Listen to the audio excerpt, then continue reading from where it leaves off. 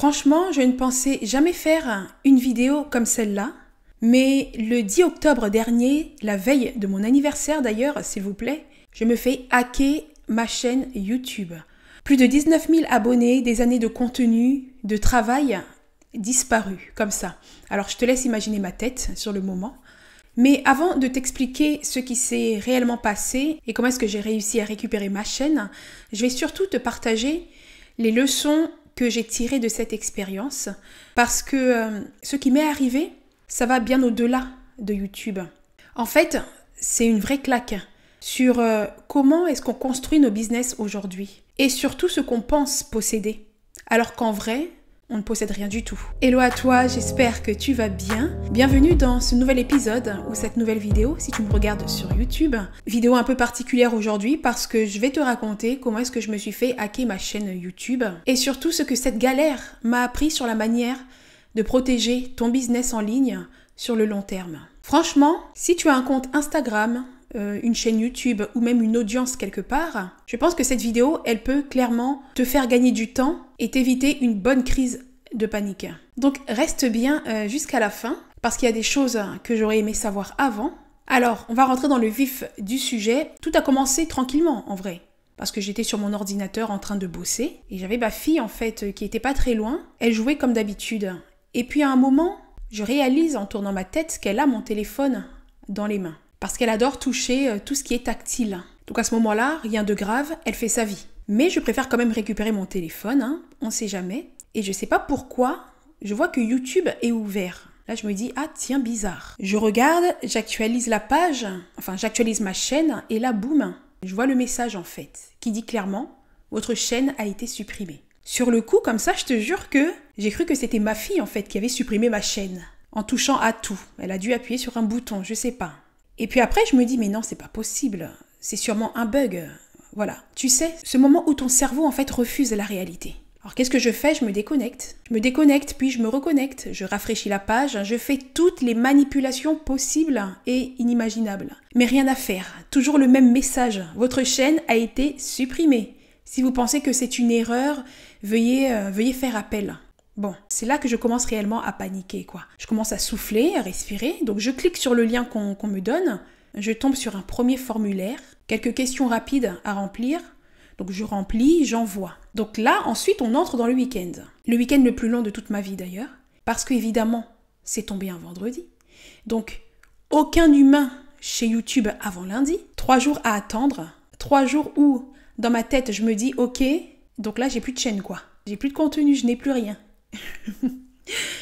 Le lundi matin, je reçois enfin un mail de YouTube. Le premier email, nous sommes désolés, votre chaîne a été supprimée, blablabla. Si vous pensez que c'est un piratage, remplissez ce formulaire. Sauf qu'à ce moment-là, je pensais pas que c'était un piratage en fait. Je me suis dit que c'est un problème technique, j'en sais rien. Donc je me dis, allez, on recommence, je clique, je remplis ce nouveau formulaire. Et là, c'est pas un petit formulaire cette fois-ci. Là, c'est vraiment, on parle d'un formulaire à rallonge, quoi. Tu vois ? On me demande mon ID de chaîne, donc mon numéro de chaîne, etc. Mais tout ça, je m'en rappelle plus, quoi. Ça fait 5 ans que j'ai la chaîne.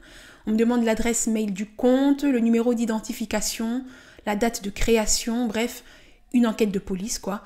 Et je rassemble toutes les informations, je remplis tout et j'envoie. Et là, le lendemain, je reçois un nouvel email.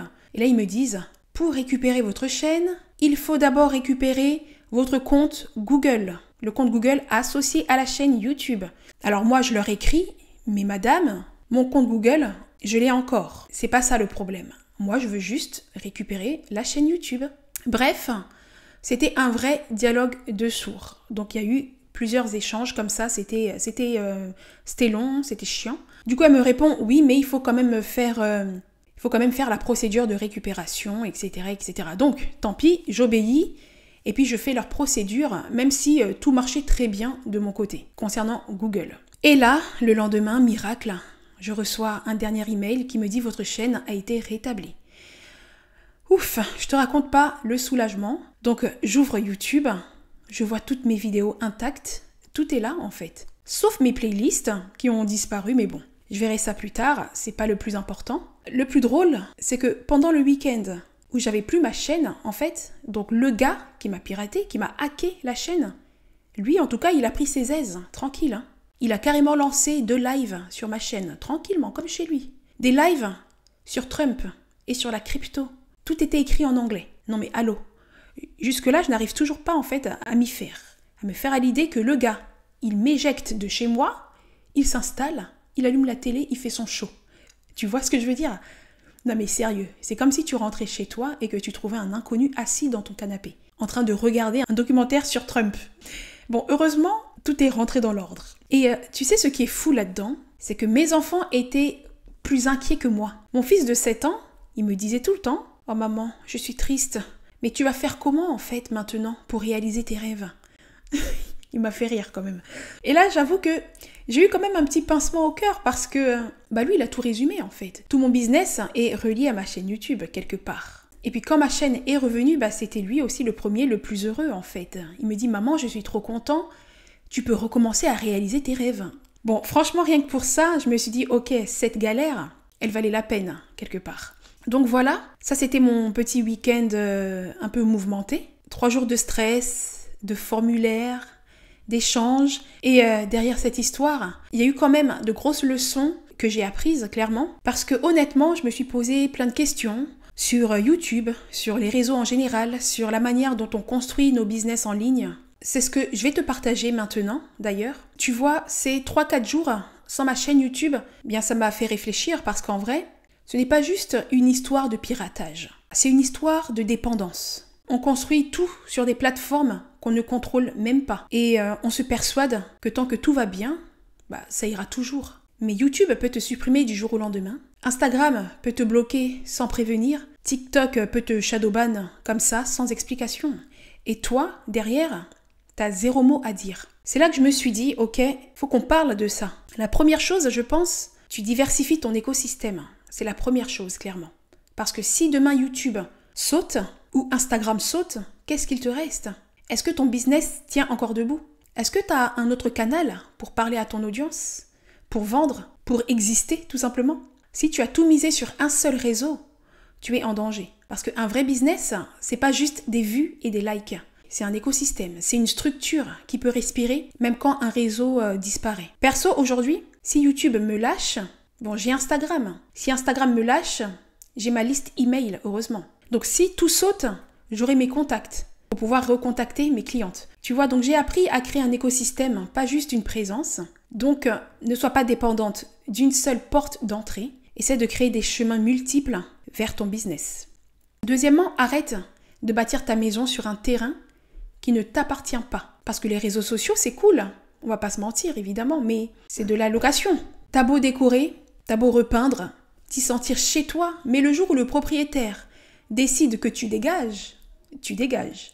Et moi, clairement, j'ai eu ma mise à la porte express, clairement. On a pris tous mes baluchons, là, on m'a foutu dehors, sans prévenir, sans explication. C'est là que j'ai réalisé un truc, c'est que j'avais mis trop de confiance, en fait, dans une maison qui ne m'appartenait pas. Trop d'attachement à une plateforme et pas assez à ma mission.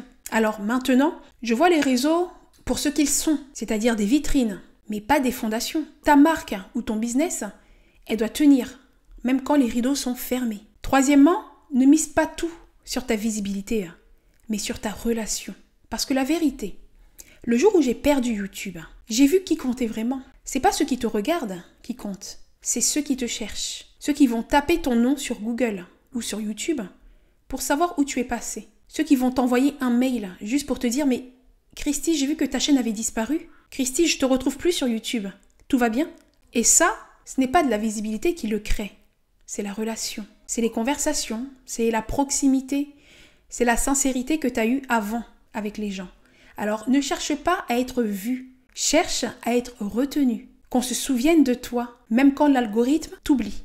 Quatrièmement, aie un vrai plan de sauvegarde. Comme tu as un plan d'épargne, il faut aussi que tu aies un plan de sécurité digitale. Il faut que tu actives la double authentification, change tes mots de passe régulièrement, sauvegarde tes vidéos brutes sur un disque dur, peu importe ce que tu vas faire, mais il faut vraiment que tu aies un plan de sauvegarde. Et surtout, il faut que tu gardes ta base mail à jour. Parce que c'est ça, en fait, ton vrai trésor. C'est ta base mail. Moi, j'avoue, j'avais négligé. Ça faisait plus de 5 ans que je n'avais pas modifié mon mot de passe YouTube. Donc forcément, c'est facile pour les hackers. Donc à un moment donné, faut pas s'étonner. On devient la cible parfaite. Donc, aujourd'hui, il n'y a plus d'excuses.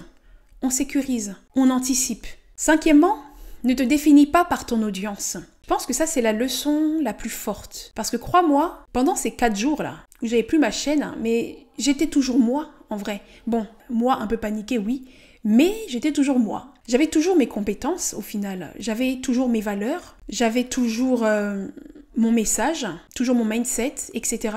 Et ça, personne ne peut me le hacker. Personne ne peut te le voler. Donc, arrête de te résumer à un nombre d'abonnés ou à un compte. Parce qu'au fond, ce qui fait ta force, c'est pas ta plateforme, mais c'est ta voix. VOIX, je précise. Alors la moralité de l'histoire, c'est que n'hésitez jamais à prêter votre téléphone à vos enfants.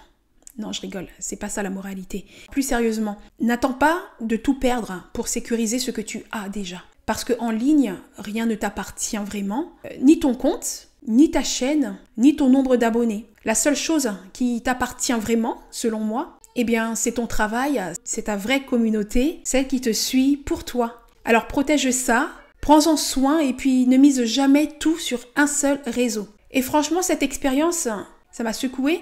Elle m'a surtout rappelé pourquoi je fais ce que je fais aussi. Et à quel point ma mission va bien au-delà d'un algorithme. En tout cas, merci à toutes les personnes qui m'ont envoyé des messages.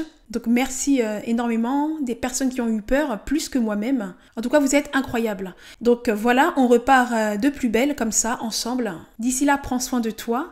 Et surtout, garde toujours la tête froide, même quand un réseau social te donne des sueurs froides. On se retrouve la semaine prochaine pour une nouvelle vidéo. C'était Christy. Ciao, ciao.